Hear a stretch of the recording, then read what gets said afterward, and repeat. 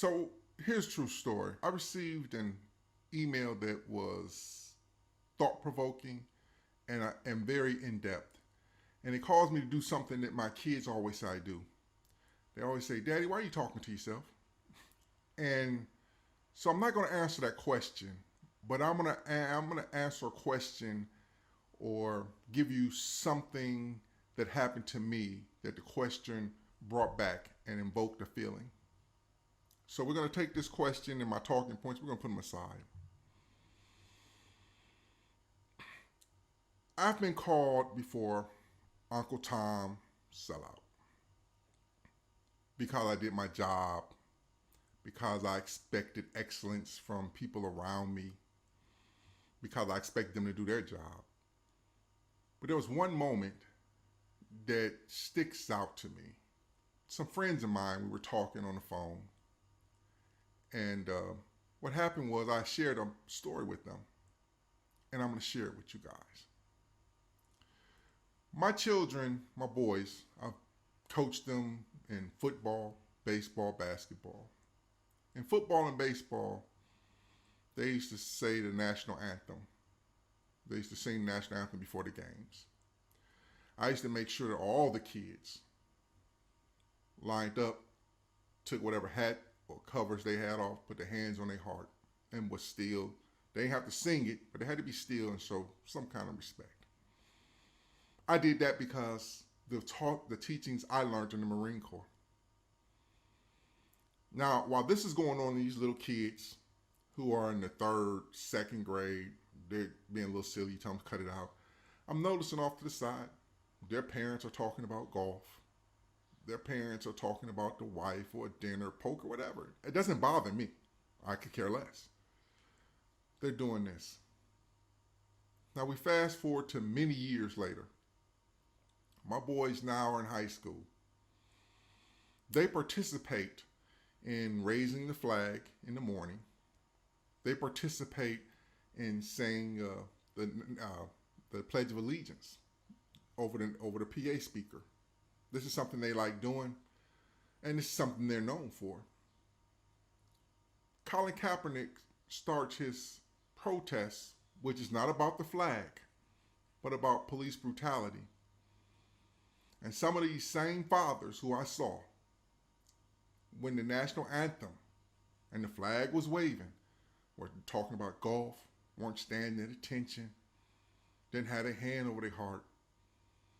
Now all of a sudden they became these super patriots.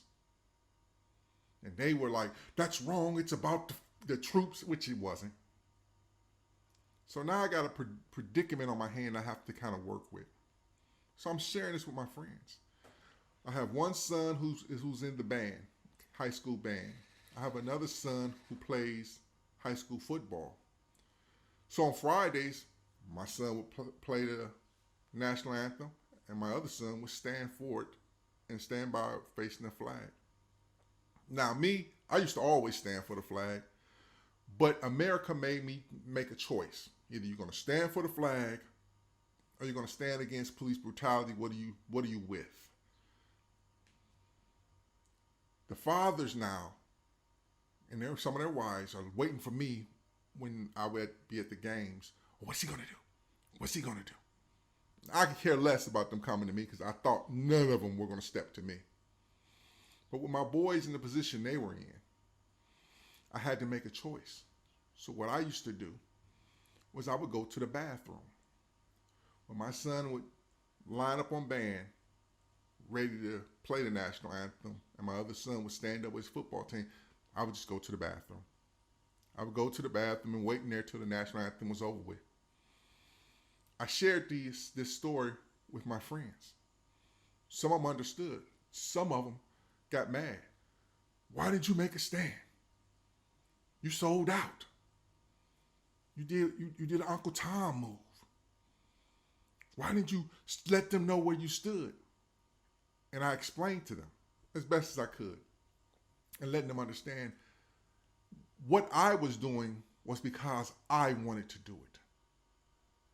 It wasn't because I needed my kids to carry a cross for me. My kids were comfortable because they had always grown up with a flag in front of the house. They always grew up with their father in the Marine Corps. They grew up with cops. They knew these things. They saw how good cops acted. But they also knew that there were bad cops out there. But me and my protests had nothing to do with them growing up. I had to give them the right to grow up. They're not responsible to carry any burden or anything that I bring upon myself, I shouldn't give to them. Because the minute I gave these hypocrites, these all of a sudden patriotic hypocrites, something to talk about, they were going to put it on my boys. They weren't going to allow them to raise the flag. They weren't going to allow them to say the Pledge of Allegiance, something that they like to do. So I stopped and I pulled back. And I had to have a compromise that was right for me. That I was able to walk in my shoes and say, I did it the way I needed to do. My boys were with Colin Kaepernick, but they also knew that with only 3% of them in that school system being black, they didn't want that heat. And we have to understand, everybody can't march. Everybody can't protest. Everybody can't pay a bill to help somebody move on the cause, but they have to do it their own way. My boys shared with me when they got out of high school some of the trauma that they had to go through with racism. How fair is that for me to bring my burdens and my troubles and my problems and put it on their shoulders and tell them now it's your responsibility to carry it? So as some of them sat back and said, I sold out. As some of them sat back and said, you should have did this, you should have forced your... I don't force my kids. My kids have shown me that they are beautiful, they're brilliant, and they're about the struggle to make America, not just Black America, and I hate that word Black America, but to make America whole and equal and justifiably great for everybody. And they've proven that because I allowed them to grow in their shoes without putting my shadow on them.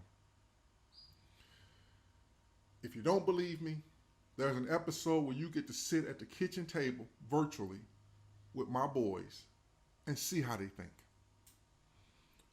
We always close out the episode with a quote. This quote was written by several people. It's a song. I know one of the writers is Paul Anka. And it's sung by many people, but the most famous one I think people have is Frank Sinatra. And it goes like this. Yes, there were times, I'm sure you knew, when I bit off more than I could chew. But through it all, when there was doubt, I ate it up and I spit it out. I faced it all, I stood tall, and I did it my way. So with that being said, I want you guys to remember to subscribe, hit that notification button. Tell me what you think. Comment and share your questions with us.